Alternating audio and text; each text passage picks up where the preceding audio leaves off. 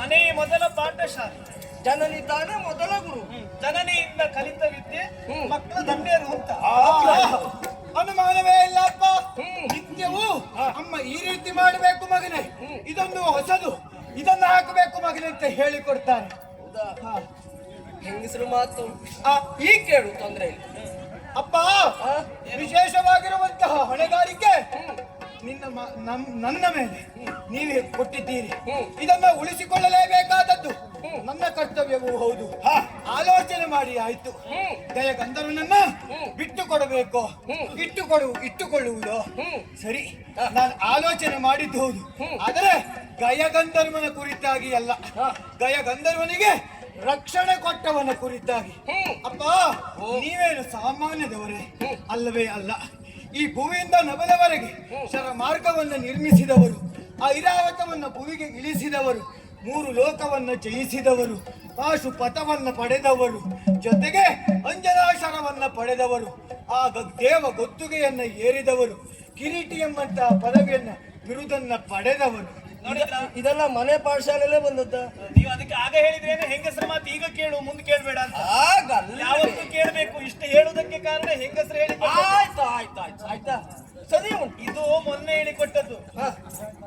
ಐರಾವತ ಶರದ ಸೇತುವೆಯನ್ನು ಮಾಡಿದ್ದು ಐರಾವತಿ ಇಳಿಯುವುದಕ್ಕೆ ಅನುಕೂಲ ಮಾಡಿಕೊಟ್ಟದ್ದು ಹಾ, ಹಾ. ಇದು ಮೊನ್ನೆ ಮೊನ್ನೆ ಹೇಳಿಕೊಟ್ಟದ್ದು ನಾವು. ಹೌದಾ ಅಲ್ಲ ಒಂದೇ ದಿವಸ ಎಲ್ಲ ಹೇಳಲಿಕ್ಕೆ ಹೋಗ್ಲಿಲ್ಲ ಅಂತ ಆಯ್ತಲ್ಲ ಪಾಪ ಕಥೆಯ ಅರ್ಥ ಆಗದೆ ಹೋದ್ರೆ ಕಷ್ಟ ಅರ್ಥ ಆಗದಿದ್ರು ಅಡ್ಡಿಲ್ಲ, ಒಂದಕ್ಕೆ ಮತ್ತೊಂದನ್ನು ಸೇರಿಸಿ ಅರ್ಥ ಅನರ್ಥ ಮಾಡಿದ್ರೆ ಅದು ಮಾಡಿದ್ರೆ ಕಷ್ಟ. ಹಾಗೆಲ್ಲ ನಮ್ಮ ಮಗ ಮಾಡುವಲ್ಲ. ಆಮೇಲೆ ಮಗನೇ ಅಪ್ಪ ಅಂತ ನಿಮ್ಮನ್ನೇ ಆದರ್ಶವಾಗಿರಿಸಿಕೊಂಡು ಅದೆಷ್ಟೋ ಜನ ಕ್ಷತ್ರಿಯರು ಬೆಳೆಯುತ್ತಾ ಇದ್ದಾರೆ. ನೀವು ಆಗ ಆದರ್ಶವಾಗಿದ್ದವರಲ್ವಾ? ಆದರ್ಶವನ್ನ ತಪ್ಪುವುದು ಸಮಂಜಸವಾದದ್ದಲ್ಲವೇ ಅಲ್ಲ. ಹಾಗಾಗಿ ನಿಮ್ಮಲ್ಲಿ ಒಂದೇ ಒಂದು ಕೋರಿಕೆ ಅಪ್ಪ. ಏನದು ಮಗನೇ? ನೀವು ಗಯಗಂಧರ್ವನನ್ನ ಅಮ್ಮ ಹೆದರಬೇಡ ನಾನಿಲ್ಲಿ ಇದ್ದೇನೆ. ಅಪ್ಪಿರುವಾಗ ಅಮ್ಮನಿಗೆ ಹೆದರ್ಬೇಕು ಅಂತಿಲ್ಲ, ಅಪ್ಪಿಲ್ಲದೆ ಹೋದ್ರೆ ಸ್ವಲ್ಪ ಹೆದರಿಕೆ. ಅಂದ್ರೆ ನಿಮ್ಮ ಮುಖ ನೋಡುವಾಗ ಒಂಥರ ಏನೋ ಕಸಿವಿಸಿ ಆಗ್ತದೆ ನನಗೆ. ಅಪ್ಪನ ಮುಖ ನೋಡಿದ್ರೆ ಈಗ ಕಸಿ ಬಿಸಿ ಆಗ್ತಾ ಇದ್ದದ್ದು. ನೀನಾಡುವ ಮಾತುಗಳು ಒಳ್ಳೆಯ ಮಾತುಗಳು, ಸರಿಯಾದ ಮಾತುಗಳು ಎನ್ನುವಂತ ಭರವಸೆ ನೀನು ಉಂಟು ಅಂತ ಧೈರ್ಯವಾಗಿ ಧೈರ್ಯ ತಗೋ ಮಗ, ಧೈರ್ಯ ತಗೋ. ಈಗ ಧೈರ್ಯ ತಕೊಂಡೆ. ತಗೊಳ್ಳುದಲ್ವೇ ಇನ್ನುದಲ್ಲ. ಅಪ್ಪ ನೀವು ಗಯಗಂಧರ್ವನನ್ನ ಇಟ್ಟುಕೊಳ್ಳುವುದೇ ಸರಿ. ಶಹಬ್ಬಾಸ್ ಮಗನೇ, ಶಹಬ್ಬಾಸ್. ಕೇಳಿದೇನೆ? ಧೈರ್ಯ ತಕೊಂಡು ಹೇಳಿಬಿಟ್ಟೆ. ಮುಂದೆ ಬಾರ. ಗಯಗಂಧರ್ವನನ್ನು ಇಟ್ಟುಕೊಳ್ಳುವುದೇ ಸರಿ ಅಂತ ಹೇಳಿದೆಯಲ್ಲ, ಇದು ಧೈರ್ಯ. ಸಮಸ್ಯೆ ಪರಿಹಾರ ಸಿಗ್ತಲ್ಲ. ಇಟ್ಟುಕೊಂಡಲ್ಲಿಗೆ ಮುಗಿಯುವುದಿಲ್ಲ ಮಗ. ಗಯಗಂಧರ್ವನನ್ನು ಇಟ್ಟುಕೊಂಡ್ರೆ ಹೇಗೆ, ಅವನನ್ನು ಬಿಟ್ಟು ಕೊಟ್ರೆ ಹೇಗೆ, ಅದನ್ನು ಹೇಳಬೇಡ. ಇದನ್ನು ಯೋಚಿಸಿದ್ದೇನೆ. ಕರುಣಿಸಿ ಗಾಯನ ಕಾಯದಿರು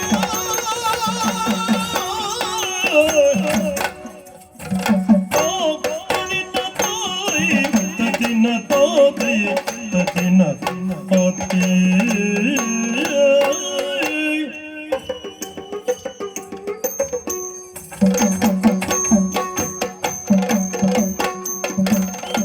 ಕರುಣಿಸಿ ಗಯನ ಕಾಯದಿರೆ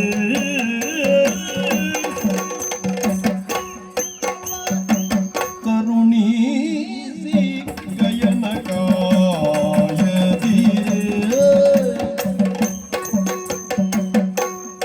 ಮುಂದೆ ಬರುವುದೈ ಅಪಕೀರ್ತಿ ಬೇರೆ, ಮುಂದೆ ಬರುವುದೈ ಅಪಕೀರ್ತಿ, ಮುಂದೆ ಬರುವುದೈ ಅಪಕೀರ್ತಿ ಬೇರೆ.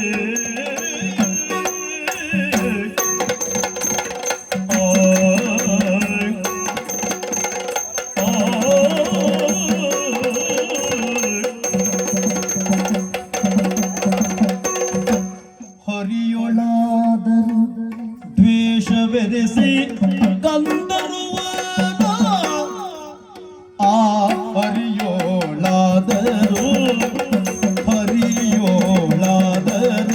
ದ್ವೇಷವೆರೆಸಿ ಗಂಧರ್ವನ, ಬರದಿಂದ ರಕ್ಷಿಸಿ ಕರುಣದಿ ಕಾವುದು. ಹರಿಯೋ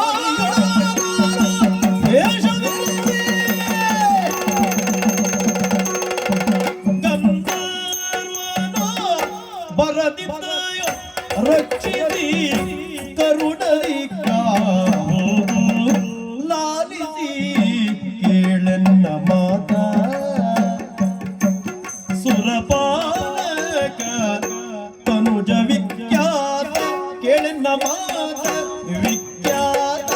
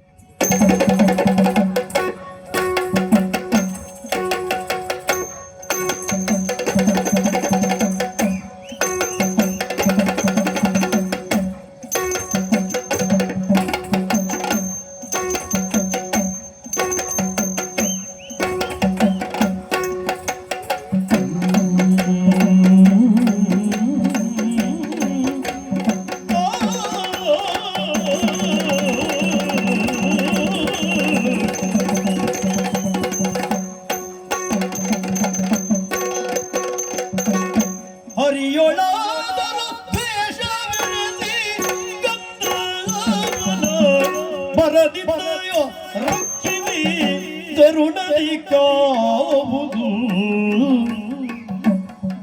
ಗಂಧರ್ವಯೋ ಬರದಿದ್ದ ರಕ್ಷಿಸಿಯೋ ಕರುಣದಿ ಕಾವುದು ಲಾಲಿಸಿ ಕೇಳೆಯನ್ನ ಮಾತೋ ಸುರಪಾಲಕ ತನುಜ ವಿಖ್ಯಾತ ಮಾತೋ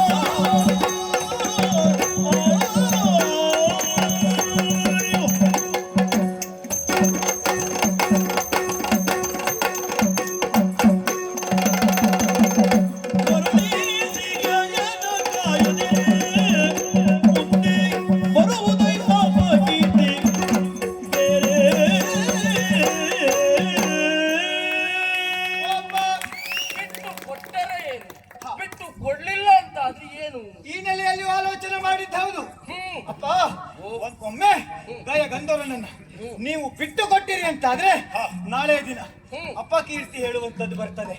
ಬರೇ ನಿಮಗಲ್ಲ, ಪಾಂಡವರಿಗೆ ಬರ್ತದೆ. ಕ್ಷಾತ್ರಿಯೋತ್ತಮೆನಿಸಿಕೊಂಡಿರುವಂತಹ ಪಾರ್ಥ ದಶನಾಮಾವಳಿಗಳನ್ನು ಹೊತ್ತಿದರೂ ಸಹ ಈ ಕೊಟ್ಟಂತಹ ಮಾತನ್ನ ಈಡೇರಿಸಿಕೊಳ್ಳಿಕ್ಕಾಗಲಿಲ್ಲ. ಅವಯಾವ ಕ್ಷತ್ರಿಯ ಪಾಂಡವರಲ್ಲಿಯೇ ಯುವ ಜನಿಸಬಾರದಿತ್ತು. ಯಾರು ನಿಮ್ಮನ್ನ ಆದರ್ಶ ಅಂತ ತಿಳಿತಿದ್ದಾರೆ ಅವರೇ ಆಡಿಕೊಳ್ಳುತ್ತಾರೆ. ಅಷ್ಟೇ ಅಲ್ಲ, ಇನ್ನು ಧರ್ಮರಾಯನ ಕುರಿತಾಗಿಯೂ ಹೇಳಿಕೊಳ್ತಾರೆ. ಅಷ್ಟೇ ಅಲ್ಲ, ಬಲಭದ್ರನ ಕುರಿತಾಗಿಯೂ ಹೇಳ್ತಾರೆ, ಬಲರಾಮನ ಕುರಿತಾಗಿಯೂ ಹೇಳ್ತಾರೆ, ಭೀಮನ ಕುರಿತಾಗಿಯೂ ಹೇಳ್ತಾರೆ, ನಕುಲ ಸಹದೇವರ ಕುರಿತಾಗಿಯೂ ಹೇಳ್ತಾರೆ. ಒಂದರ್ಥದಲ್ಲಿ ಹೇಳಬೇಕು, ಕೃಷ್ಣನ ಕುರಿತಾಗಿಯೂ ಹೇಳ್ತಾರೆ. ಹೋಗಿ ಹೋಗಿ ಯಾರ ಭಾವ ಇವ ಅಂತ. ಆ ಕಾರಣಕ್ಕಾಗಿ ನಾನು ಹೇಳುವುದು, ಅಪ್ಪ ನಾಳೆ ದಿನ ಪ್ರಪಂಚ ಮುಖದಲ್ಲಿ ನಿಮ್ಮ ಪ್ರತಿಷ್ಠೆ ಎನ್ನುವಂಥದ್ದು ಕಡಿಮೆ ಆಗಬಾರದು. ಇಲ್ಲಿ ವೈರ ಯಾರದೊಡನೆ ಅಂತ ನಾವು ಆಲೋಚನೆ ಮಾಡಿದ್ರೆ ವೈರ ಇನ್ಯಾರಲ್ಲೋ ಅಲ್ಲ, ಕೃಷ್ಣನ ಒಡನೆ ವೈರ. ಗೊತ್ತುಂಟಲ್ಲ. ತೊಂದರೆ ಆದದ್ದು ಮತ್ತೇನಲ್ಲ, ಇನ್ನೊಬ್ಬರಲ್ಲಿ ವೈರವಾಗಿದ್ರೆ ಸರಿ ಮಾಡಿಕೊಳ್ಳಬಹುದಿತ್ತು. ನಮ್ಮಲ್ಲಿಯೇ ಈ ರೀತಿ ವೈರ ಮೂಡಿದೆ ಅಂತಾದ್ರೆ ಇದು ಸರಿ ಮಾಡಿಕೊಳ್ಳುವುದಕ್ಕೆ ಸ್ವಲ್ಪ ಸಮಯ ಬೇಕಾದೀತು. ಈಗ ಆ ದಯಗಂಧುರನನ್ನ ನೀವು ಇಟ್ಟುಕೊಳ್ಳಬೇಕು, ಜೊತೆಗೆ ಮಾತನ್ನ ಈಡೇರಿಸಿಕೊಳ್ಳಲೇಬೇಕು. ಇದಿರಾಗಿ ಕೃಷ್ಣ ಬಲರಾಮ ಯಾರೇ ಬಂದರೂ ಸಹ ಅಪ್ಪ ನಿಮ್ಮ ಜೊತೆಗೆ ನಾನಿದ್ದೇನೆ. ಅಭಿಮನ್ಯು ಒಟ್ಟು ಮಾತಿಗೆ ತಪ್ಪು ಮಾಡಿ ಮೆಚ್ಚಿದ ಮಗನೇ. ಏನು ಮೆಚ್ಚಿಗೆ? ಉರಿಯುವ ಬೆಂಕಿಗೆ ನಾವು ತುಪ್ಪ ಸುರಿದ ಹಾಗೆ ಮಾತನಾಡಬಾರದು. ಉರಿಯುವ ಬೆಂಕಿಗೆ ನೀರು ಹಾಕಿ ನಂದಿಸ್ಲಿಕ್ಕೆ ನೋಡ್ಬೇಕು ಮಗ. ಏನು ಗಯಗಂಧರ್ವನನ್ನು ಇಟ್ಟುಕೊಂಡ್ರೆ ಪ್ರಕರಣ. ಅಡುಗೆ ಮಾಡುವುದಕ್ಕೆ ಅಂತ ಒಳಗೆ ಬೆಂಕಿ ಹಚ್ತಾರೆ, ಒಳ್ಳೆ ನೀರು ಹಾಕಿದ್ರೆ ಪರಿಣಾಮ ಏನಾಗ್ತದೆ? ಅಡುಗೆ ಮಾಡುವಾಗ ಬೆಂಕಿ ಬೇಕು. ಇದು ಮನೆ ಹೊತ್ತಿ ಉರಿಯುವ ಬೆಂಕಿಗೆ ಇದು ಪಾಂಡವರ ಮರ್ಯಾದೆ ಎನ್ನುವಂತ ಅಡಿಗೆಯ ಪುಣ್ಯಾತ್ಮಿ. ಪ್ರಭು ಅಲ್ಲಿಗೆ ಮುಗಿಯಿತು ಅಂತ ಎನಿಸಬೇಡಿ. ಮತ್ತೆ ಮರ್ಯಾದೆಯನ್ನು ಉಳಿಸಿಕೊಳ್ಳುವುದು ಯುದ್ಧ ಮಾಡಿಯೇ ಅಲ್ಲ, ಆಗುವ ಯುದ್ಧವನ್ನು ತಡೆದು ನಾವು ಉಳಿಸಿಕೊಳ್ಳಬಹುದು, ಮುಂದೆ ಬೆಳೆಸಿಕೊಳ್ಳಬಹುದು. ಈಗ ನೀವು ಗಯಗಂಧರ್ವನನ್ನು ಇಟ್ಟುಕೊಂಡ್ರೆ ಮುಗಿಯುತ್ತದೆ ಅಂತ ಎಣಿಸಿದೆಯಾ ಮಗ? ಏನಾಗ್ತದೋ? ನಿನ್ನ ದೊಡ್ಡ ಮಾವ ಬಲಭದ್ರ ವಿರೋಧಿಸ್ತಾನೆ. ದೊಡ್ಡ ಮಾವ ಹೌದು. ಬಿಲುಗು ಕಳರನ್ನು ತರಿದ ಕರು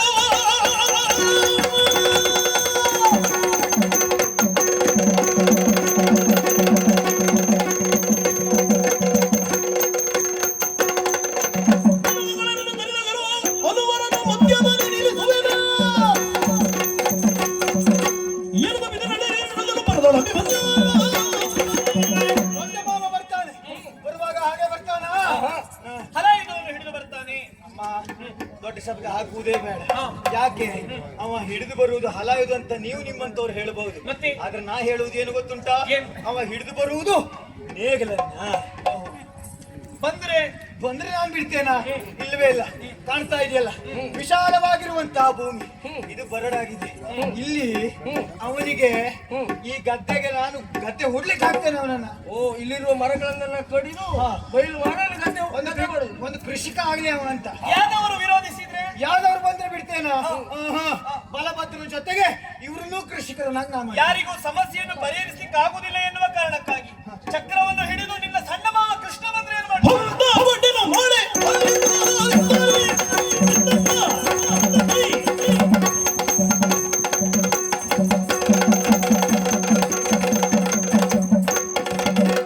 ಹೊಂದ ಹೊಡೆ ನಾಡೆ ಅಂದಿಂದ ಉಳಿದಂತ ದೇವತೆ ಗೋವಿಂದ, ಉಳಿದಂತ ದೇವತೆ ಗೋವಿಂದ.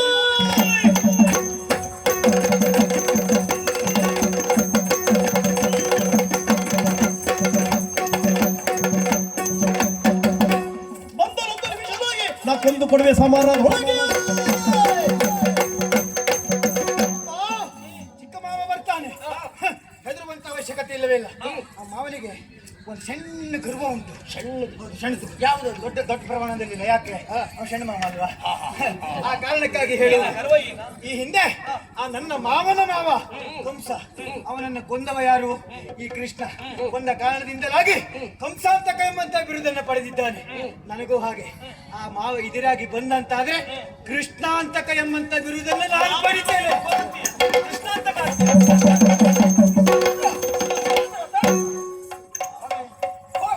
ದೊಡ್ಡಮ್ಮ ಹಾಲು ಕಾಯಿಸಿ ಕೊಡ್ತಾರೆ, ಕುಡಿ ಹೋಗು. ಹಾಲು ಬೆಣ್ಣೆ ಮುದ್ದೆ ತಿಂದೆ ಹೀಗ ಕಾಯಗಂಧರ್ವನಲ್ಲ ಇಟ್ಟುಕೊಳ್ಳುವುದೇ. ಆಯ್ತು. ಏನೇ? ನಮ್ಮ ಬದುಕಿನ ಕೀರ್ತಿಯ ಸೌಧವನ್ನು ಹೊರುವುದಕ್ಕೆ ಇರುವಂತ ಶಿಶು ಅಭಿಮನ್ಯು ವಿರೋಚಿತವಾದಂತಹ ಮಾತುಗಳನ್ನ ಕೇಳಿ ನೀನು ಸಂತೋಷ ಪಡಬೇಕಾಗಿತ್ತು, ಹೆಮ್ಮೆಯನ್ನು ಪಡಬೇಕಾಗಿತ್ತು.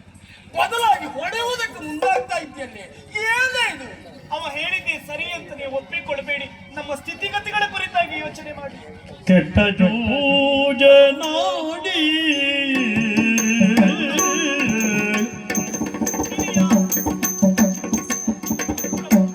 ಕೆಟ್ಟ ಜೋಜನಾಡಿ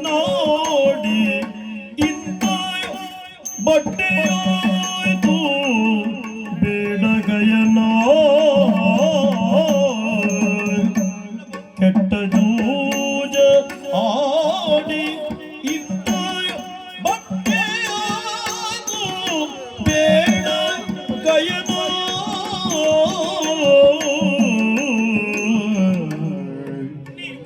ಕೊಟ್ಟು ಕಳುಗಿಸಯ್ಯ ಗಯನ, ಕೊಟ್ಟು ಕಳುಹಿಸಯ್ಯ ಕೈಯ ಮುಗಿವೇನು ಕಾಂತ. ಕೆಟ್ಟ ಜೂಜನಾಡಿಯುಂತ ಬಟ್ಟೆಯಾಯ್ತು ಬೇಡ ಗಯನ, ಕೊಟ್ಟು ಕಳುಹಿಸಯ್ಯ ಕೈಯ ಮುಗಿವೇನು ಕಾಂತ.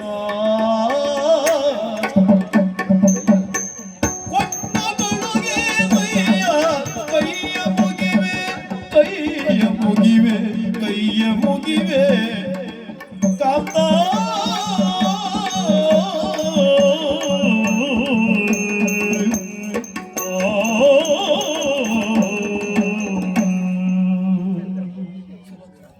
ಅಭಿಮನ್ಯು ಆಡಿದ್ದೆ ಸಿದ್ದು ಅಂತ ನೀವು ಗ್ರಹಿಸಿ ಅದಕ್ಕೆ ಹೂ ಹಾಕುವುದಕ್ಕೆ ಮುಂದಾಗಬೇಡಿ. ಸರಿಯಾದ ಮಾತುಗಳನ್ನೇ ಅದುವೇ ನಾವು ಆಡಿದ್ದೀವಿ. ಅವ ಏನು ಹೇಳಿರಬಹುದು, ನಾವು ಯೋಚನೆ ಮಾಡಬೇಕಲ್ಲ. ನಮ್ಮ ಸ್ಥಿತಿಗತಿಗಳ ಕುರಿತಾಗಿ ವಿಮರ್ಶಿಸಬೇಕಲ್ಲ. ಅಂದ್ರೆ ಅರಮನೆಯ ಸುಖ ಸುಪ್ಪತ್ತಿಗೆಯಲ್ಲಿ ಪೌಡಿಸಬೇಕಾದಂತ ಪಾಂಡವರು ಈ ಹೊತ್ತಿಗೆ ಎಲೆಮನೆಯಲ್ಲಿ ಇದ್ದಾರೆ. ಯಾಕಾಗಿ? ದ್ಯೂತವನ್ನಾಡುವುದರ ತನ್ಮೂಲಕ. ಸಪ್ತ ವ್ಯಸನಗಳಲ್ಲಿ ಒಂದಾದುದು ದ್ಯೂತ. ಜೂಜನ್ನಾಡಬಾರದು ಅಂತ ಕೆಲವರು ಆಡಿದ್ರೆ, ದ್ಯೂತಕ್ಕೆ ದುರಕ್ಕೆ ಕರೆದಾಗ ಬಾರದಿರುವವನು ಕ್ಷಾತ್ರಿಯನೇ ಅಲ್ಲ ಅಂತ ಇನ್ನೊಂದು ವರ್ಗದವರು ಹೇಳುತ್ತಾರೆ. ನಿನಗೆ ಗೊತ್ತುಂಟಲ್ಲ. ಅದನ್ನು ಗ್ರಹಿಸಿ ಧರ್ಮಜ ದ್ಯೂತವನ್ನಾಡುವುದಕ್ಕೆ ಮುಂದಾದ. ತತ್ಪರಿಣಾಮ ಏನಾಗಿ ಹೋಯಿತು? ಎಲೆಮನೆಯಲ್ಲಿ ಬದುಕುವ ಸ್ಥಿತಿ ನಮ್ಮದಾಯಿತು. ಜೂಜು ಎನ್ನುವಂಥದ್ದು ಅದೃಷ್ಟ. ಆ ಅದೃಷ್ಟವೇ ಕಿಟ್ಟು ಹೋಯಿತು ಪ್ರಭು. ಈ ರೀತಿಯ ಬಟ್ಟೆ ನಮಗಾಯಿತು, ಈ ರೀತಿಯ ಆದರೂ ಕೂಡ ನಾವಿಷ್ಟು ನೆಮ್ಮದಿಯಿಂದ ಇದ್ದೇವೆ ಅಂತಾದ್ರೆ ಅದಕ್ಕೆ ಕಾರಣ ಯಾರು? ನಾವು ನಂಬಿದ ಸತ್ಯ ಧರ್ಮ. ನಮ್ಮ ಜೊತೆಯಲ್ಲಿ ಶ್ರೀ ಕೃಷ್ಣನ ಬೆಂಬಲ ಅನುಗ್ರಹ ಅದು ಹೌದು. ಅದಿರುವುದಕ್ಕಾಗಿ ಈ ನೆಮ್ಮದಿ. ಹ. ಈ ಹೊತ್ತಿಗೆ ಗಯನ ಪ್ರಕರಣದಿಂದ ಅದು ನಿಂತು ಹೋಗಬಹುದು. ಅದಕ್ಕಾಗಿ ನಾವು ಎಚ್ಚರಗೊಳ್ಳಬೇಕು. ಆ ಗಯಗಂಧರ್ವನನ್ನು ಇಟ್ಟುಕೊಳ್ಳುವುದು ಸರಿಯಲ್ಲ. ಅವನನ್ನು ಬಿಟ್ಟು ಬಿಡಿ.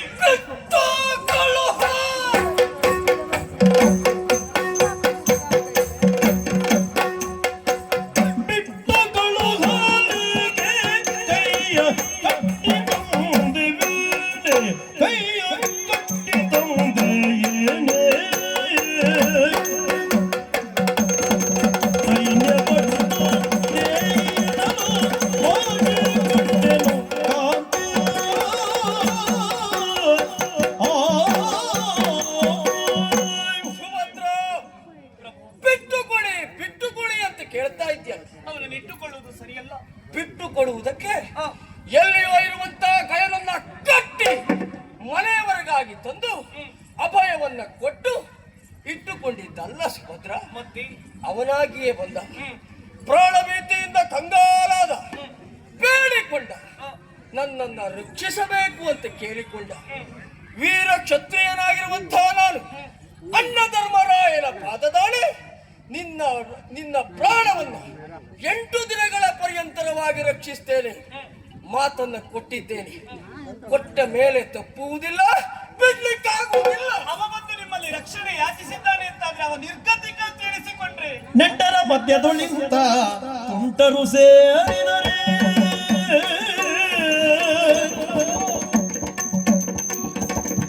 ನೆಂಟರ ಮಧ್ಯದೊಳಿಂತ ತುಂಟರು ಸೇರಿದರೆ ಜಗಳ ಗಂಟು ಬೀಳೋದು. ಇಂಥ ತುಂಟರು ಸೇರಿದರೆ ಜಗಳ ಗಂಟು ಬೀಳುವುದು. ಬಿಟ್ಟು ಕಳುಹುದು ಏಕಾಂತ,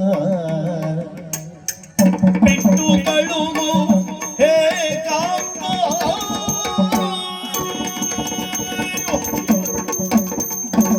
ಗಯಗಂಧರ್ವ ಏನು ಸಾಮಾನ್ಯ, ಅವ ಬುದ್ಧಿಹೀನ ಅಂತ ಎಣಿಸಿಕೊಂಡ್ರೆ ಅವ ಅತಿ ಬುದ್ಧಿವಂತನಿದ್ದಾನೆ. ಅಲಕಾವತಿಯ ದೊರೆಯಾದಂತಹ ಕುಬೇರನ ಮಗ ಗಯಗಂಧರ್ವನಿದ್ದಾನೆ. ಅವ ಮಾಡಿದ ತಪ್ಪಿಗೆ ಶಿಕ್ಷೆ ಆಗುತ್ತದೆ ಎನ್ನುವುದನ್ನು ತಿಳಿದಂತ ಆತ ಕೃಷ್ಣನಿಂದ ತನ್ನನ್ನು ರಕ್ಷಿಸಿಕೊಳ್ಳುವುದಕ್ಕೆ ಸಾಧ್ಯವಿಲ್ಲ ಎಂದು ತಿಳಿದು ನಿಮ್ಮಲ್ಲಿ ಬಂದು ಯಾಚಿಸುವ ಮೊದಲು ಅದೆಷ್ಟೋ ಮಂದಿಯಲ್ಲಿ ಹೋಗಿ ಪ್ರಾಣ ಭಿಕ್ಷೆಯನ್ನು ಬೇಡಿದ್ದಾನೆ. ಅದು ನಿಮಗೆ ಗೊತ್ತಿದೆಯಾ? ಎಲ್ಲ ಗೊತ್ತಾದ ದೇವಲೋಕವನ್ನು ಸೇರಿ ದೇವೇಂದ್ರನಲ್ಲಿಯೂ ಯಾಚಿಸಿದ, ಕಡೆಯ ದಿಕ್ಕಿನ ಒಡೆಯನಾದಂತಹ ಮರಡನಲ್ಲಿ ಯಾಚಿಸಿದ್ರು ಕೂಡ ಕೃಷ್ಣನ ವೈರವನ್ನು ಕಟ್ಟಿಕೊಳ್ಳುವುದಕ್ಕೆ ಸಾಧ್ಯವಿಲ್ಲ ಎನ್ನುವುದನ್ನು ತಿಳಿದು ಬಂದು ನಿಮ್ಮಲ್ಲಿ ಯಾಚಿಸಿದ. ಯಾಕೆ? ನಿಮ್ಮ ಭಾವನೆಟ್ಟರ ಬಾಂಧವ್ಯ ಎನ್ನುವಂಥದ್ದು ಹಾಲಿನಂತಿದೆ. ಹಾಗಾಗಿ ನಿನ್ನಲ್ಲಿ ರಕ್ಷಣೆ ಯಾಚಿಸಿದ್ರೆ ಕೃಷ್ಣನಿಂದ ನನಗೆ ಪರೋಕ್ಷ ರಕ್ಷಣೆ ಸಿಗುತ್ತದೆ ಎನ್ನುವಂತ ಸ್ವಾರ್ಥದಿಂದ ಬಂದು ನಿಮ್ಮಲ್ಲಿ ರಕ್ಷಣೆ ಯಾಚಿಸಿದ. ಈ ಬಾಂಧವ್ಯವನ್ನು ಹಾಳು ಮಾಡುವುದಕ್ಕೆ ಬಂದು ಸೇರಿದ ತುಂಟ ಅವನಿಗೆ ನೀವು ಬೆಂಬಲ ಕೊಡಬೇಡಿ, ಅವನನ್ನು ರಕ್ಷಣೆ ಮಾಡಬೇಡಿ, ಅವನನ್ನು ಬಿಟ್ಟು ಬಿಡಿ. ಬದುಕಿದ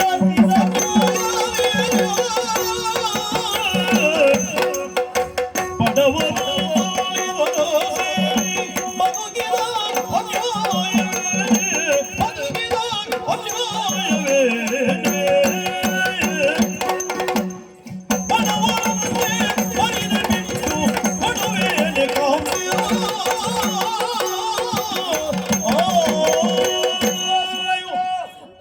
ಪ್ರಪಂಚದ ನಿಯಮ ಹೇಗೆ ಹೇಳು? ಬಡವರು ಮಲ್ಲಿಗರನ್ನ ಸೇರಿ ಬದುಕು. ಇಲ್ಲಿಯೂ ಹಾಗೇ ಆಗಿದೆ.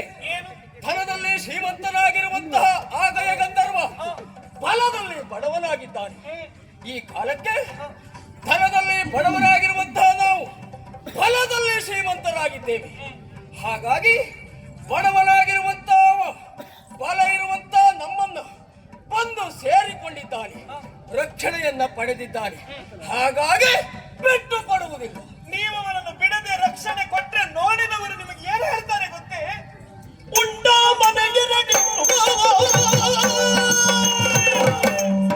ಉಂಡ ಮನೆಗೆ ಗಂಡು ಬಾಗಿದ್ದೇನು ಬಲವು, ಗಂಡು ಬಾಗಿದ್ದೇನು ಬಲವು.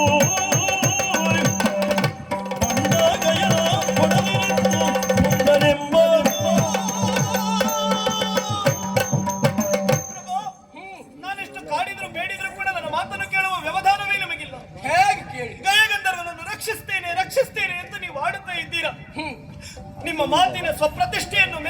ಮೆರೆಯುವುದಕ್ಕಾಗಿ ಮೆರೆಸುವುದಕ್ಕಾಗಿ ನನ್ನಣ್ಣ ಶ್ರೀಕೃಷ್ಣನ ಕೈ ಬಿಡ್ತೀರಿ ನೀವು? ಕಬ್ಬಿನ ಜಲ್ಲೆ ಅಂತಾಯಿತು ನನ್ನ ಅಣ್ಣನ ಸ್ಥಿತಿ. ರಸವನ್ನು ಹೀರಿ ಸಿಪ್ಪೆಯನ್ನು ಎಸೆಯುವ ಹಾಗೆ ಹೊತ್ತಿಗೆ ಕೈ ಬಿಡ್ತಾ ಇದ್ದೀರಲ್ಲ. ಅಣ್ಣ ಮಾಡಿದ ಉಪಕಾರ ಒಂದೇ ಎರಡೇ, ಅದು ಮರೆತು ಹೋಯಿತೆ ನಿಮಗೆ. ನಾವು ಒಬ್ಬ ವ್ಯಕ್ತಿಯಿಂದ ಉಪಕಾರವನ್ನು ಪಡೆದೆವು ಅಂತಾದ್ರೆ ಅವನಿಗೆ ಪ್ರತ್ಯುಪಕಾರ ಮಾಡುವುದಕ್ಕೆ ಆಗದಿದ್ದರೂ ಉಪದ್ರ ಮಾಡುವುದಕ್ಕೆ ಹೋಗಬಾರದು ಪ್ರಭು. ಈಗ ಗಯಗಂಧರ್ವನನ್ನು ರಕ್ಷಣೆಯಲ್ಲಿಟ್ಟರೆ ಅವನಿಗೆ ಉಪದ್ರ ಕೊಟ್ಟ ಹಾಗಾಗುತ್ತದೆ, ಕೃಷ್ಣನಲ್ಲಿ ವೈರತ್ವವನ್ನು ಕಟ್ಟಿಕೊಂಡ ಹಾಗಾಗುತ್ತದೆ. ಯಾವುದೋ ಮೂರನೇ ವ್ಯಕ್ತಿಗಾಗಿ ನಮ್ಮಲ್ಲಿ ದ್ವೇಷ ವೈಷಮ್ಯವನ್ನು ಕಟ್ಟಿಕೊಂಡ ಹಾಗಾಗುತ್ತದೆ ಪ್ರಭು. ಪ್ರಭು, ಈ ಪಾಂಡವರೆಂಬ ಮಹಾವೃಕ್ಷ ಕೀರ್ತಿ ಪರಾಕ್ರಮವೆಂಬ ರೆಂಬೆ ಕೊಂಬೆಯಿಂದ ಕೂಡಿರಬೇಕು ಅಂತಾದ್ರೆ ಅದಕ್ಕೆ ಮೂಲ ಬೇರಿನೋಪಾದಿಯಲ್ಲಿ ಇದ್ದವ ನನ್ನಣ್ಣ ಶ್ರೀಕೃಷ್ಣ. ಹೆಚ್ಚೇನು ಈ ವನವಾಸದಲ್ಲಿ ಉಣ್ಣುವುದಕ್ಕೆ ತುತ್ತು ಗತಿಯಿಲ್ಲದ ಹೊತ್ತಿಗೆ ಅಣ್ಣನ ಯೋಚನೆಯ ಮೇರೆಗೆ ಸೂರ್ಯನಿಂದ ಅಕ್ಷಯ ಪಾತ್ರೆ ಒದಗುವುದಕ್ಕೆ ನಿಮಗೆ ಸಾಧ್ಯವಾಯಿತು. ಹೆಚ್ಚೇನು ಕೌರವರಿಂದ ಪ್ರೇರೇಪಿತರಾದಂತಹ ದೂರ್ವಾಸ ಮಹಾಮುನಿಗಳು 10,000 ಶಿಷ್ಯಂದಿರು ನಿಮ್ಮನ್ನು ಪರೀಕ್ಷಿಸುವುದಕ್ಕಾಗಿ ವನವಾಸದತ್ತ ಬಂದರು. ಮಧ್ಯಾಹ್ನದ ಹೊತ್ತಿಗೆ ಹಸಿವಾಗುತ್ತಾ ಇದೆ ಅಂತ ಹೇಳಿಕೊಂಡ್ರು. ಅಕ್ಷಯ ಪಾತ್ರೆಯಲ್ಲಿ ನೀವೆಲ್ಲರೂ ಊಟ ಮಾಡಿದ ಬಳಿಕ ನನ್ನ ಅಕ್ಕ ದ್ರೌಪದಿ ಊಟ ಮಾಡಿದ ನಂತರ ಅದಲ್ಲಿಗೆ ಮುಗಿಯುತ್ತಾ ಇತ್ತು. ಮತ್ತೆ ಅಕ್ಷಯವಾಗುತ್ತಾ ಇರಲಿಲ್ಲ, ಮಾರನೇ ದಿನವೇ ಅಕ್ಷಯವಾಗುತ್ತಾ ಇತ್ತು. ಏನು ಮಾಡುವುದು? ದೂರ್ವಾಸ ಮಹಾಮುನಿಗಳು ಬಂದಿದ್ದಾರೆ, ಎಲ್ಲಿಯಾದ್ರೂ ಉಣ್ಣುವುದಕ್ಕೆ ಅವರಿಗೆ ನೀಡಲಿಲ್ಲ ಅಂತಾದ್ರೆ ಅವರ ಶಾಪಕ್ಕೋ ತಾಪಕ್ಕೋ ತುತ್ತಾಗಬೇಕು ಎನ್ನುವ ಸಂದಿಗ್ಧತೆಯಲ್ಲಿ ನೀವಿದ್ರಿ. ನನ್ನಣ್ಣ ಶ್ರೀಕೃಷ್ಣನನ್ನು ಧ್ಯಾನಿಸಿಕೊಂಡ್ರಿ. ಅಣ್ಣ ಬಂದ ದೂರ್ವಾಸ ಮಹಾಮುನಿಗಳಿಗೆ ಹೇಳಿದ, ನೀವೆಲ್ಲ ಸಮುದ್ರದ ಸ್ಥಾನವನ್ನು ಪೂರೈಸಿ ಬನ್ನಿ, ಊಟದ ವ್ಯವಸ್ಥೆ ನಾನು ಮಾಡಿಸ್ತೇನೆ ಅಂತ ಹೇಳಿದ. ಅಕ್ಷಯ ಪಾತ್ರೆಯಲ್ಲಿ ಒಂದಗಳ ಅನ್ನ ಇತ್ತು ಪ್ರಭು. ಅದನ್ನು ಆಸ್ವಾದಿಸಿದಾಗ ದೂರ್ವಾಸ ಮಹಾಮುನಿಗಳದ್ದು 10,000 ಶಿಷ್ಯಂದಿರದ್ದು ಹೊಟ್ಟೆ ತುಂಬಿ ಹೋಯಿತಂತೆ. ನಿಮ್ಮನ್ನು ಶಪಿಸುವುದಕ್ಕೆ ಬಂದಂತ ಅವರು ಹರಸಿ ಹೋದರು. ಹಾಗಾದ್ರೆ ಹರಸುವಿಕೆಗೆ ಮೂಲ ಕಾರಣ ಯಾರು? ನನ್ನಣ್ಣನಾದಂತಹ ಶ್ರೀಕೃಷ್ಣ. ಅದನ್ನು ಮರೆತು ಬಿಟ್ರೆ ಪ್ರಭು. ಗೊತ್ತಾಯಿತು, ನೀವೇನು ಕೊಡುವುದಿಲ್ಲ, ನನ್ನ ಸ್ವಪ್ರತಿಷ್ಠೆ ಗಯನನ್ನು ಇಟ್ಟುಕೊಳ್ತೇನೆ ಅಂತ ಹೇಳ್ತೀರಾ. ನಾನು ತವರಿನಿಂದ ಬಂದ ಹೆಣ್ಣು ಪ್ರಭು. ಇಲ್ಲಿ 10 ಬಾಯಿಗಳು ನಿಮ್ಮನ್ನು ಹೊಗಳುತ್ತಾ ಇದೆ. ಪಾರ್ಥ, ನೀನು ಮಾಡಿದ್ದು ಸರಿ ಸರಿ ಸರಿ. ಆದರೆ ದ್ವಾರಕೆಯಲ್ಲಿ 1000 ಬಾಯಿಗಳು ನನ್ನನ್ನು ನಿಂದಿಸ್ತಾ ಇವೆ ಪ್ರಭು. ಉಂಡ ಮನೆಗೆ ಎರಡೆನ್ನುವಂತ ಬಂಡ ಗಂಡನ ಹೆಂಡತಿ ಎನ್ನುವ ಹಾಗೆ ನಾನದನ್ನು ಹೇಗೆ ಸಹಿಸಿಕೊಳ್ಳಲಿ ಹೇಳಿ? ನೋಡಿ, ನನ್ನಣ್ಣ ಕೃಷ್ಣ ಕಳುಹಿಸಿದ್ದಾನೆ. ಹೋಗು, ಗಯಗಂಧರ್ವನನ್ನು ಬಿಟ್ಟು ಕೊಡುವುದಕ್ಕೆ ಹೇಳು. ಇನ್ನು ಯಾವ ಮುಖವನ್ನು ಹೊತ್ತು ಹೋಗ್ಲಿ, ಅಣ್ಣ ನನ್ನವರು ಬಿಡುವುದಿಲ್ಲ ಅಂತ ನಾನು ಹೇಗೆ ಹೇಳಲಿ? ಅದಕ್ಕಾಗಿ ನಾನಲ್ಲಿ ಹೋಗುವ ಹಾಗೂ ಇಲ್ಲ, ಇಲ್ಲಿ ಉಳಿಯುವುದಕ್ಕೆ ಸಾಧ್ಯವೇ ಇಲ್ಲ. ನೋಡಿ, ಇವರೆಲ್ಲ ಆಡುತ್ತಾ ಇದ್ದಾರೆ. ಗಂಡನ ಮನಸ್ಸನ್ನು ಪರಿವರ್ತಿಸುವುದಕ್ಕಾಗಿ ಸುಭದ್ರ ಬಂದಿದ್ದಾಳೆ. ಇಲ್ಲಿಯೂ ಅಣಕದ ಮಾತುಗಳು, ಅಲ್ಲಿಯೂ ಅಣಕದ ಮಾತುಗಳು. ಅದನ್ನು ನಾನು ಹೇಗೆ ಸಹಿಸಿಕೊಳ್ಳಿ ಹೇಳಿ? ಪ್ರಭು, ಕೇಳಿದ್ದು ತಪ್ಪಾಯಿತು, ಕ್ಷಮಿಸಬೇಕು. ನನ್ನದೊಂದು ಆಸೆಯನ್ನು ನೆರವೇರಿಸ್ತೀರಿ? ಕೇಳು. ನೋಡಿ, ತುಂಬಿದ ಸಭೆಯಲ್ಲಿ ನನ್ನ ಕೊರಳಿಗೆ ಮಾಂಗಲ್ಯ ಧಾರಣೆ ಮಾಡಿದಂತ ಪುಣ್ಯತಮ ಕೈಗಳಿವು. ನನಗೆ ಇದೇ ಕೈಗಳಿಂದ ಒಂದು ದೊಡ್ಡ ವಿಷ ಕೊಡಿ, ನಾನು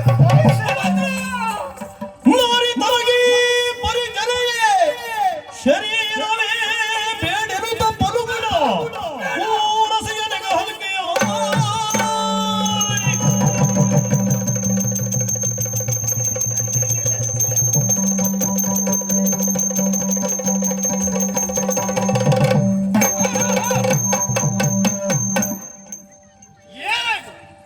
ಮೀರಾದಿರೋ ಬುದ್ಧಿಯದು ನಿನ್ನಯ ಇದಿರಳು ಇರಿದು ಸತ್ತರೆ ಮೀರಾದಿರೋ ಬುದ್ಧಿಯನು ನಿನ್ನಯ ನಾರಿ ಇದಿರಳು ಇರಿದು ಸತ್ತರೆ ದೂರ ಕೇಳುವರ್ಯಾರು ಬರಿದೆ ನರಕ ಇಳಿಯದಿರು ನಿನ್ನಯ ನಾರಿ ಇದಿರಳು ಇರಿದು ಸತ್ತರೆ ದೂರ ಕೇಳುವರ್ಯಾರು ಬರಿದೆಯೇ ನರಕಗಿಳಿಯದಿರೋ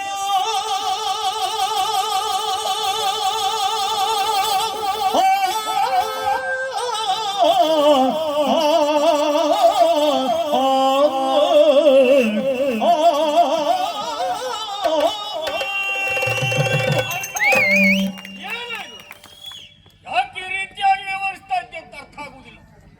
ಸಭೆಯಲ್ಲಿ ನಿನ್ನೊಡಗೂಡಿ ನಾವು ಇದ್ದವರೇ. ಸುಭದ್ರೆ ಬಂದದ್ದನ್ನು ಕಂಡಿದ್ದೇವೆ. ಅವಳು ಆಡುವ ಮಾತುಗಳನ್ನು ಕೇಳಿಸಿಕೊಳ್ತಾ ಇದ್ದೇವೆ. ನಿನ್ನ ಪತ್ನಿ ನಿನ್ನನ್ನು ಜರಿದು ನೋಡಿದಳು ಎಂಬ ಕಾರಣಕ್ಕಾಗಿ ಒಮ್ಮೆಲೆ ಕೂರೋಸಿನಲ್ಲಿ ಸಾಯಬೇಕು ಹೊರಟಿದ್ದೀಯಲ್ಲ. ಏನು ಹೇಳೋಣ ಹೇಳು. ಬುದ್ಧಿವಂತ ಅಂತ ಅನಿಸಿಕೊಂಡವ ನೀನು ನಮ್ಮ ಇವರನ್ನು.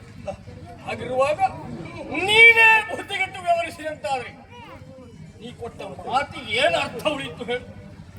ಅಲ್ಲದೆ ಹೋದ್ರೆ ನಿನ್ನ ಪತ್ನಿಯಾದರೂ ಪತಿಯಾದರೂ ನೀನೇ ಇಳಿದುಕೊಂಡು ಸತ್ಯ ಅಂತಾದ್ರೆ ಅದರಲ್ಲಿ ಯಾರು ಏನು ಹೇಳಲಿಕ್ಕಾಗ್ತದ? ಅಲ್ಲ, ನಮ್ಮ ಕಷ್ಟ ಏನು ಅಂತ ನಾವು ಯಾರಲ್ಲಿ ದೂರಿಕೊಳ್ಳಿಕ್ಕಾಗ್ತದೆ ಹೇಳು. ಪಾಪ ಅವಳೇನು ಆಡ್ತಾ ಇದ್ದಾಳೆ. ಯಾಕೆ ಅವಳು ಆಡಿದ ಒಂದು ಮಾತಿಗೆ ನಿನಗೆ ಇಷ್ಟು ನೋವಾಗಿದೆ ಅಂತಾದ್ರೆ ನಮ್ಮಿಂದ ದೂರವಾಗಿ ದ್ವಾರಕೆಯಲ್ಲಿ ತನ್ನ ತವರು ಮನೆಯಲ್ಲಿರುವಂತಹ ಅವಳ ಪಾಲಿಗೆ ಅವಳ ಅಣ್ಣಂದಿರು, ಅತ್ತಿಗೆಯರು, ಅಲ್ಲ ಬಂಧು ಬಾಂಧವರು ಯಾವೆಲ್ಲ ರೀತಿಯ ಚುಚ್ಚುನುಡಿಗಳನ್ನು ಆಡಲಿಕ್ಕಿಲ್ಲ. ಅವೆಲ್ಲವನ್ನ ಕೇಳಿಸಿಕೊಂಡು ಇಷ್ಟು ದಿವಸದವರೆಗೆ ಅವಳು ಹೇಗೆ ಸಹಿಸಿಕೊಂಡಿರಬಹುದು ಹೇಳು. ಅವಳ ಪರಿಸ್ಥಿತಿಯನ್ನು ಸ್ವಲ್ಪ ಅರ್ಥ ಮಾಡಿ ಅದರ ಬದಲಾಗಿ ಆತ್ಮಹತ್ಯೆಗೆ ಮುಂದಾದ ಅಂತಾದ್ರೆ ಸಿಗುವುದು ಸ್ವರ್ಗ ಅಲ್ಲ, ನರಕ. ಅಂತಹ ನರಕವನ್ನ ಕ್ಷತ್ರಿಯರಾದ ನಾವು ಬಯಸುವುದಲ್ಲ. ಬದಲಾಗಿ ಬುದ್ಧಿ ಇಟ್ಟು ವ್ಯವಹರಿಸಬೇಕು. ಯೋಚಿಸಿ ನೋಡು.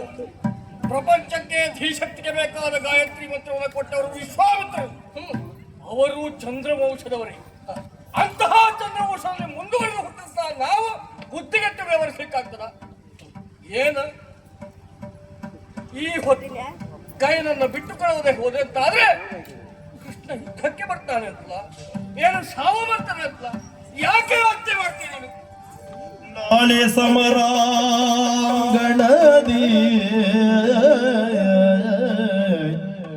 ನಾಳೆ ಸಮರಾಂಗಣದಿ ವಿಶ್ವಾಧಾರ ಮೂರ್ತಿಯ ಕೂಡಿ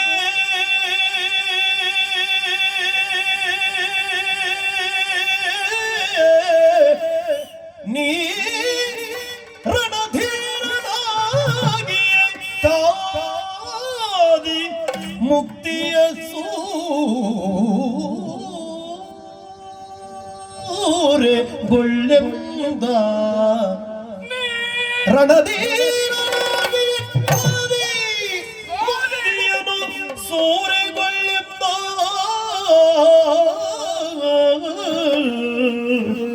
ನಾಳೆ ಸಮರಾಂಗಣದಿ ಆ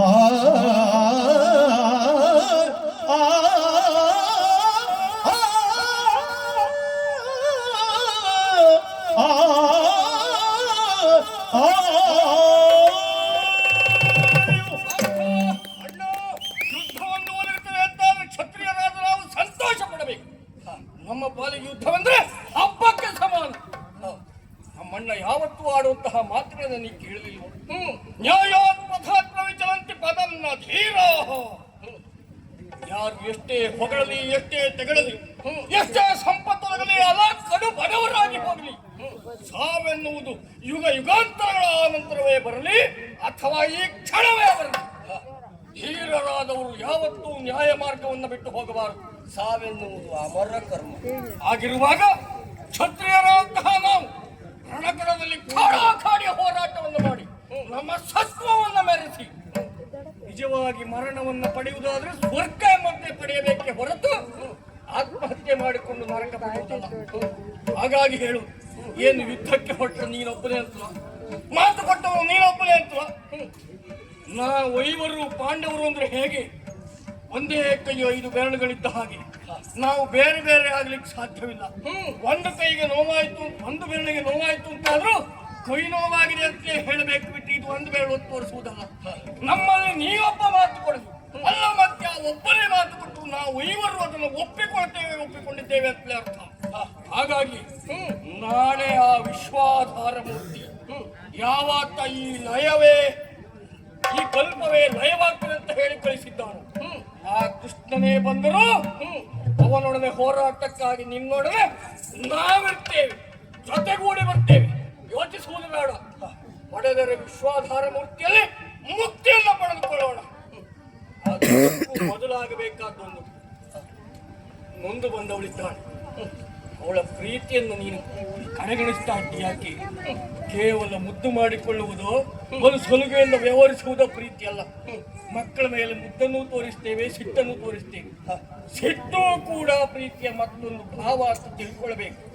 ಹಾಗಾಗಿ ನಿನ್ನನ್ನು ಹೇಗಾದ್ರೂ ಉಳಿಸಿಕೊಳ್ಳಬೇಕು, ತಂದ ಗಂಡನನ್ನು ಉಳಿಸಿಕೊಳ್ಳಬೇಕು ಅಂತ ಅವಳು ಅಷ್ಟ ಆಡ್ತಾ ಇರುವುದು ಬಿಟ್ರೆ ಅನ್ಯಥಾ ಅಲ್ಲ. ಹಾಗಾಗಿ ಅವಳ ಪ್ರೀತಿಯನ್ನು ಸ್ವಲ್ಪ ಅರ್ಥ ಮಾಡಿ ಮುಂದಂತಹ ಅವಳನ್ನ ಸಂತೈಸು. ನಾಳಿನ ವಿಚಾರ ನಾವಿದ್ದೇವೆ, ಎದುರಿಸೋಣ.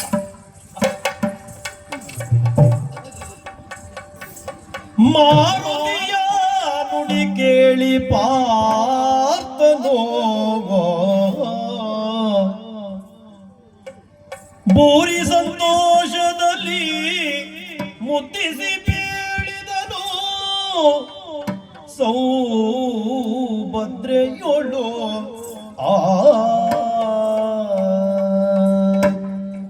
ಮಾನಿ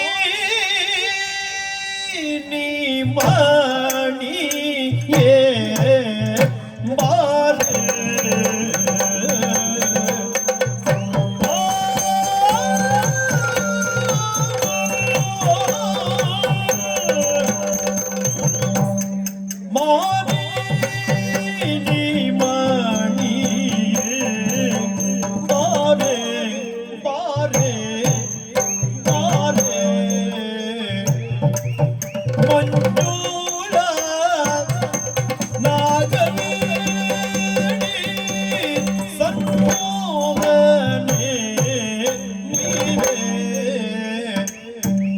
ಮಂಜೂಳ ನಾಗವೇಣಿ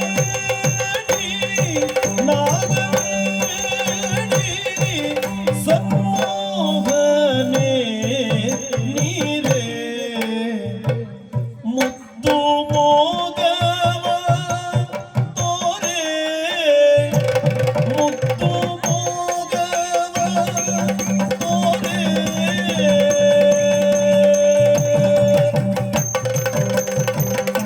ದ್ವಾರಕೆಗೆ ನೀ ಹೋಗಿ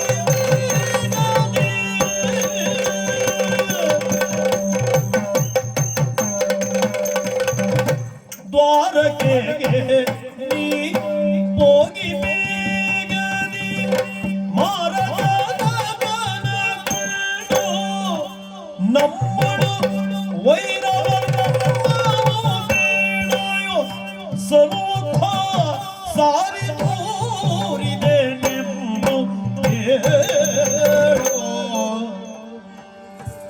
ದ್ವಾರಕೆಗೆ ನೀ ಹೋಗಿ ಬೇಗನೆ ಮಾರ ಜನಗನ ಕಂಡು ನಮ್ಮಳು ವೈರವನ್ನು ಬೇಡ ಸಾರಿ ತೋರಿದೆ ನಿಂಬು ಬೇಳು ಮಾರಿ ಮಣಿಯೇ ಬಾರೆ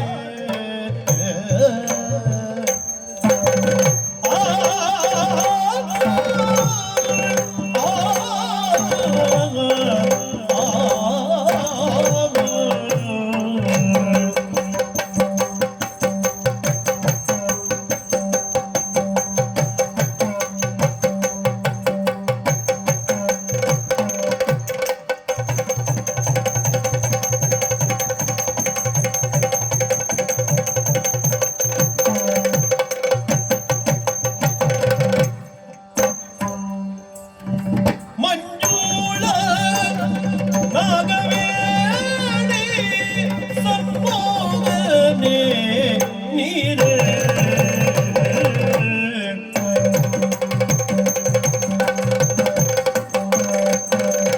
ಮಾನಿ ನೀ ಮಣಿಯೇ ಬಾರೆ ಮಂಜೂಳ ನಾಗವೇಣಿ ಸಮ್ಮೋಹನೆ ನೀರೇ ಮುತ್ತು ಮೋಗವ ತೋರೆ ಮುತ್ತು ಮೋಗವ ತೋರೆ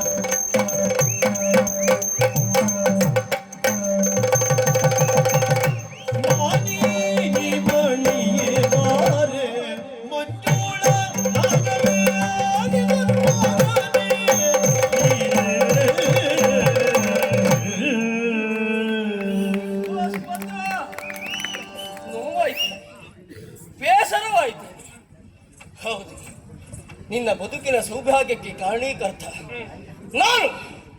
ಆದರೆ ನಾನೇ ವೈಧವ್ಯ ದೀಕ್ಷೆಯನ್ನು ಕೊಡ್ತೇನೆ ಅಂತ ಹೊರಟು ಬಿಟ್ಟು ಒಂದು ಕ್ಷಣ ತಪ್ಪಿದ್ರೆ ಅನಾಹುತವೇ ಆಗಿ ಹೋಗ್ತಿತ್ತು. ಆ ಸಂದರ್ಭದಲ್ಲಿ ಬಂದು ತಡೆದು ಬದುಕಿನ ಪಾಠವನ್ನು ಹೇಳಿದವ ನನ್ನ ಅಣ್ಣ ಭೀಮಸೇನ. ಅರ್ಥವಾಗ್ತಾ ಇದೆ ಸುಭದ್ರ. ಹೌದು, ನಿನ್ನೊಬ್ಬಳ ಮಾತು ಕಿವಿಗೆ ಕಾದ ಸೀಸದ ಅನುಭವವನ್ನು ನನಗೆ ಕೊಡ್ತದೆ ಅಂತಾದ್ರೆ ಸಾವಿರ ಸಾವಿರ ಜನರ ಸಾವಿರ ತರದ ಮಾತುಗಳು ನಿನ್ನ ಮನಸ್ಸಿಗೆ ಎಷ್ಟು ನೋವನ್ನು ಕೊಟ್ಟಿರಬಹುದು. ಅದನ್ನ ಗಂಡನಾಗಿ ಕೊಳ್ಳಲಾದರೆ ಹೋದೆ ಪ್ರಿಯೇ. ಆ ಕುರಿತಾಗಿ ಬೇಸರ ಆಗ್ತಾ ಉಂಟು. ನೀನು ಯಾರು? ಮಾನಿನಿ ಮಣಿ. ಹೆಣ್ಣಾದವಳಿಗೆ ಪ್ರಾಣಕ್ಕಿಂತಲೂ ಮಾನಕ್ಕೆ ಪ್ರಾಶಸ್ತ್ಯವನ್ನು ಕೊಡುವುದು. ನೀನದಕ್ಕೆ ಹೊರತಲ್ವಲ್ಲ. ಮಾನವೀಯವಾಗಿರುವಂತ ಹೆಣ್ಣು, ಅದರಲ್ಲಿಯೂ ಪತಿವ್ರತೆ ಹೇಗೆ ಬದುಕಬೇಕು ಎನ್ನುವುದನ್ನು ನಿನಗೆ ಹೊಸದಾಗಿ ಹೇಳುವುದು ಬೇಡವಲ್ಲ. ಗಂಡನಾದವನ ಮನಸ್ಸನ್ನು ಅರಿತು ವ್ಯವಹರಿಸುವವಳು ನಿಜವಾಗಿ ಪತಿವ್ರತೆ. ನಾಗವೇಣಿ, ಮಂಜುಳ ಗಾದೆ, ನಿಜವಾಗಿ ನೀನು ಬಂದಾಗ, ನಿನ್ನನ್ನು ಕಂಡಾಗ, ನಿನ್ನೊಟ್ಟಿಗೆ ಮಾತಾಡಿದಾಗ ನನ್ನೆಲ್ಲ ನೋವನ್ನ ಬೇಸರವನ್ನು ಮರೆತು ಸಂತೋಷದ ಸಾಗರದಲ್ಲಿ ತೇಲಾಡುವವನ. ನಾವು ಸಂತೋಷವನ್ನು ಮತ್ತೆ ಮತ್ತೆ ಮತ್ತೆ ಮತ್ತೆ ಅನುಭವಿಸಬೇಕು ಅಂತಾದ್ರೆ ನೀನು ಹೇಗೆ ದ್ವಾರಕೆಯಿಂದ ಇಲ್ಲಿಯವರೆಗೆ ಆಗಿದ್ದೆ, ಮತ್ತೆ ತಿರುಗಿ ದ್ವಾರಕೆಯನ್ನೇ ಸೇರಬೇಕು. ಸೇರಿ ನಿನ್ನಣ್ಣ ನನಗೆ ಭಾವ ಶ್ರೀಕೃಷ್ಣ ಪರಮಾತ್ಮನಲ್ಲಿ ಇಲ್ಲಾಗಿರುವಂತಹ ಯಾವತ್ತು ವಿಷಯಗಳನ್ನ ವಿಶದೀಕರಿಸಬೇಕು. ಯಾಕೆಂದ್ರೆ ನಾನು ಬಲವಾಗಿ ನಂಬ್ತೇನೆ ಯಾವುದನ್ನ ಗೊತ್ತು, ಉಪಕಾರ ಮಾಡಿದವನಿಗೆ ಪ್ರತ್ಯುಪಕಾರ ಮಾಡುವವ ಮಾನವ, ಉಪಕಾರ ಮಾಡದೇ ಹೋದವನಿಗೂ ಉಪಕಾರ ಮಾಡುವವ ಮಾನವೋತ್ತಮ, ಅಪಕಾರ ಮಾಡುವವನಿಗೂ ಉಪಕಾರ ಮಾಡುವವ ಅವ ದೇವಮಾನವ. ನನ್ನ ಭಾವ ಶ್ರೀಕೃಷ್ಣ ಅವ ದೇವಮಾನ ಮಾಡುವ. ಹಾಗಾಗಿ ಹೋಗು, ಹೇಳು, ಪಾಂಡವರನ್ನ ಅಲ್ಲ ಪಾರ್ಥರನ್ನ ಕ್ಷಮಿಸು ಅಂತ ಬೇಡಿಕೋ ಸುಭದ್ರ, ಬೇಡಿಕೋ. ನೀವು ಹೇಳಿದಂತೆ ಸನ್ನಿಧಾನದಲ್ಲಿ ವಿಚಾರವನ್ನು ನಾನು ಹೇಳ್ತೇನೆ. ಎಲ್ಲಿಯಾದ್ರೂ ಅಣ್ಣ ಹಿತವನ್ನೇ ಮಾಡುತ್ತಾನೆ. ಹಾಗ ಹಿತವ ಮಾಡಿದರು ಒಳಿತು, ಮಾಡಲಿಲ್ಲ ಅಂತಾದ್ರೆ ಪಾಂಡವರ ಗ್ರಹ ಗತಿಯೊಳಿ ಈ ಪರಿ ಬಂತು. ಏನು ಮಾಡೋಣ, ನಮ್ಮ ಬದುಕಿನ ಉದ್ದಕ್ಕೂ ಕಷ್ಟಗಳನ್ನೇ ಅನುಭವಿಸಬೇಕು ಎನ್ನುವುದಾಗಿ ಈ ಮೊದಲೇ ವಿಧಿ ಬರೆದಿದ್ದಾನೆ ಅಂತಾದ್ರೆ ಅದನ್ನು ತಪ್ಪಿಸುವುದಕ್ಕೆ ನಮ್ಮಿಂದ ಸಾಧ್ಯ ಇಲ್ಲ ಸುಭದ್ರ. ವೀರ ಕ್ಷತ್ರಿಯನಾಗಿ ಚಂದ್ರವಂಶದಲ್ಲಿ ಹುಟ್ಟಿರುವಂತಹ ನಾನು ಹೋರಾಡಬೇಕಾದದ್ದು, ಕೊಟ್ಟ ಮಾತನ್ನು ಉಳಿಸಿಕೊಳ್ಳಬೇಕಾದದ್ದು ನನ್ನ ಧರ್ಮ. ಆ ನೆಲೆಯಲ್ಲಿ ಮುಂದಾಗ್ತಾ ಇದ್ದೇನೆ. ಸಾರಿ ಸಾರಿ ಹೇಳೆ. ಗಯಗಂಧರ್ವನನ್ನು ಬಿಟ್ಟು ಕೊಡುವುದಿಲ್ಲ ಎನ್ನುವುದನ್ನು ತಿಳಿದು ಕತಿ ಬಿಡಿದು ಕಾಳಗಕ್ಕೆ ಬಂದರೆ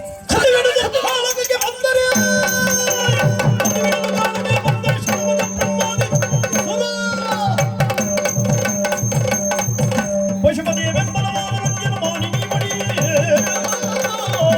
ವಿಷಯ ತಿಳಿದಂತ ಕೃಷ್ಣ ಸುಮ್ಮನಿರಲಾರ. ಕತ್ತು ಬಿಡಿದು ಕಾಳಗಕ್ಕೆ ಬರ್ತಾರೆ. ಬರಲಿ. ಕೇವಲ ಕೃಷ್ಣ ಮಾತ್ರ ಅಲ್ಲ, ಪ್ರತ್ಯಕ್ಷ ಬ್ರಹ್ಮನೇ ಹರದೆ ಹೋರಾಟಕ್ಕೆ ಇಳಿದು ಬಂದರೂ ಕೂಡ ನಾನು ನಂಬಿದ, ನಾನು ಒಪ್ಪಿದ ಸತ್ಯವನ್ನ ಧರ್ಮವನ್ನ ಬಿಟ್ಟು ಕೊಡಲಾರೆ. ಹೋರಾಡ್ತೇನೆ. ಪ್ರಭು, ಯುದ್ಧ ಮಾಡುತ್ತೇನೆ ಅಂತ ನೀವು ಹೇಳ್ತೀರಾ. ಯುದ್ಧ ಕ್ಷೇತ್ರದಲ್ಲಿ ಎರಡು ಮುಖ, ಸೋಲು ಗೆಲುವು. ಕ್ಷಾತ್ರಿಯರಾದಂತ ನೀವು ಏನಾಗುತ್ತದೆ ಸ್ಥಿತಿ ಅಂತ ಹೇಳುವುದಕ್ಕೆ ಸಾಧ್ಯವಿಲ್ಲ. ಆದ್ರೆ ನಿಮ್ಮನ್ನೇ ನಂಬಿದ ನನ್ನ ಗತಿ ಏನು, ನನ್ನ ಸ್ಥಿತಿ ಏನು ಪ್ರಭು?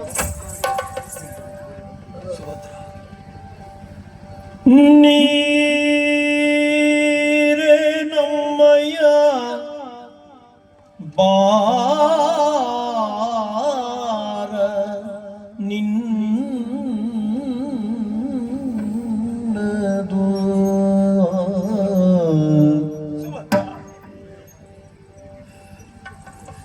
ನೀರೇ ನಮ್ಮಯ ಬಾರ ನಿನ್ನದು. ವಾರಿಜಾಕ್ಷಗೆ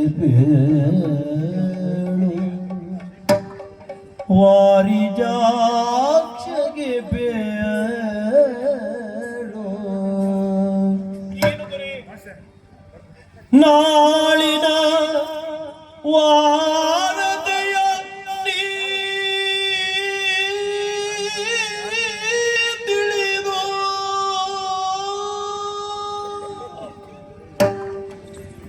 ನಾಳಿನ ವಾರದೆಯ ನೀ ತಿಳಿದು ನಾಳಿನ ವಾರದೆಯ ನೀ ತಿಳಿದು ಸಹಗಮನವನ್ನು ಮಾಡ್ಯಂಬ ನೀರೆ ನಮ್ಮಯ ಬಾರ ನಿನ್ನದು ವಾರಿಜಾಕ್ಷಗೆ ಪೇಳು ನಾಳಿನ ವಾರದೆಯ ನೀ ತಿಳಿದು ಸಹಗಮನವನು ಮಾಡಿ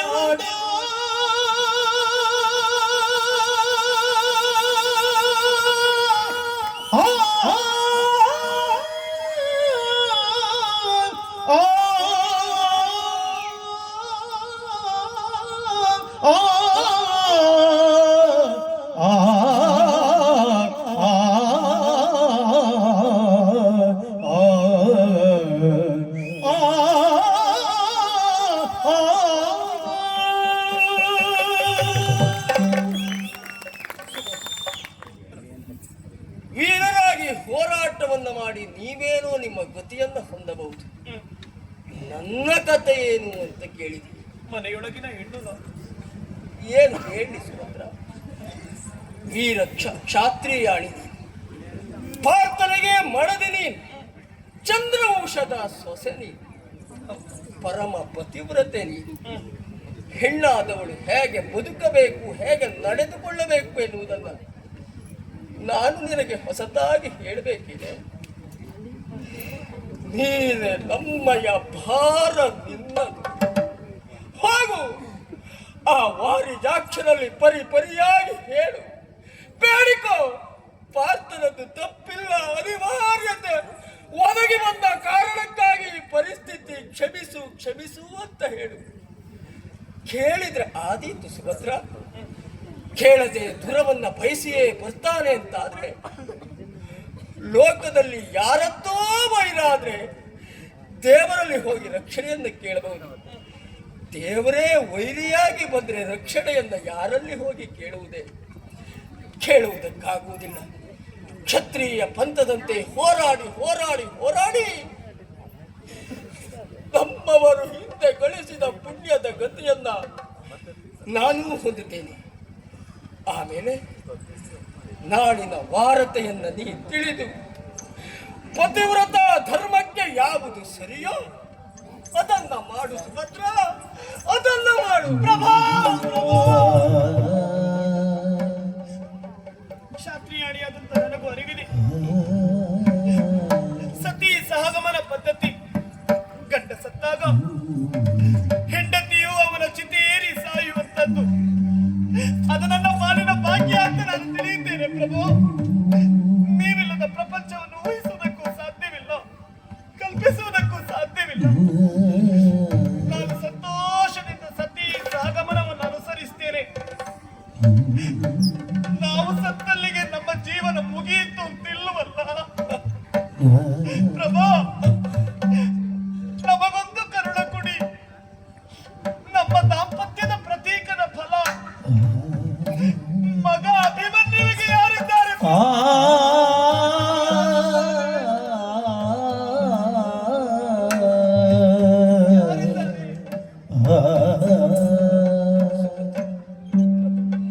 ನಾವೇನು ಇಲ್ಲಿ ಅರ್ಥಕ್ಕೆ ನಿಂತಹ ಸಂಬಂಧವನ್ನ ಅಲ್ಲಿ ಪೂರ್ತಿಗೊಳಿಸಬಹುದು. ನಮ್ಮ ಮಗು ಅಭಿಮನ್ಯುವಿನ ಗತಿ ಏನು ಅಂತ ಕೇಳಿದೆಯಲ್ಲ. ಹೌದು, ಪವಿತ್ರವಾಗಿರುವಂತ ಚಂದ್ರವಂಶದ ಗುಡಿಯೇ ಅವ. ಕೃಷ್ಣನಿಗೆ ಅಳಿಯಲೇ ಅವ ಅನಾಥ ಆಗುವುದಕ್ಕೆ ಸಾಧ್ಯ ಉಂಟೇನೆ. ಮತ್ತೆ ಒಂದು ವೇಳೆ ಅಂಥದ್ದೊಂದು ಪರಿಸ್ಥಿತಿಯೇ